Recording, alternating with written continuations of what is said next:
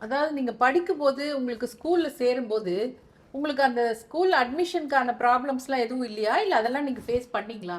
சின்ன வயசுல நம்மளுக்கு தெரியாது இல்லையா? நம்மளுக்கு வந்து அப்பயும் தெரியும் நம்மளுக்கு கன்ஃப்யூஸ்டா இருப்போம். நெறைய ப்ராப்ளம்ஸ் இருக்கும். உள்ளுக்குள்ள இருக்கும். பட் ஆனா, நம்ம இப்படிதான்றத வெளிய காமிச்சுக்க மாட்டோம். ஓகே, நம்ம நார்மலா ஒரு ஒரு ஆண் குழந்தை மாரி, ஒரு பெண் குழந்தை மாரி நம்ம நார்மலா படிச்சு போயிட்டே இருப்போம். ஓகே. எனக்கு ஒரு 12த் ஸ்டாண்டர்ட் வரும்போது, ஒரு 9த் ஸ்டாண்டர்ட், 10த் ஸ்டாண்டர்ட் வரும்போதே எனக்கு புரிய ஆரம்பிச்சது. நான் ஏதோ மத்தவங்க மாரி இல்ல. நான் டிஃப்ரெண்ட்டா இருக்கேன். ஏதோ ஓகே, என் மனசு வந்து வேற சொல்லுது. Okay, uh I felt like I am a man trapped I am a woman trapped in man's body அப்படின்னு ஃபீல் ஓகே, பண்ணேன். ஓகே.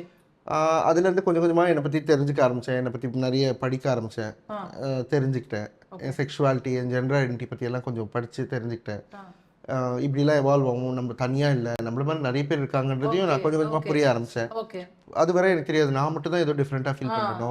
நான் மட்டும் தான் இந்த உலகத்திலேயே ஏதோ என்ன ஏதோ சொல்றது? ஒரு ஒரு விசித்திர பிறவின்ற அந்த மாரிலாம் மாரியான ஃபீலிங். நெனச்சிட்டு இருந்தீங்க.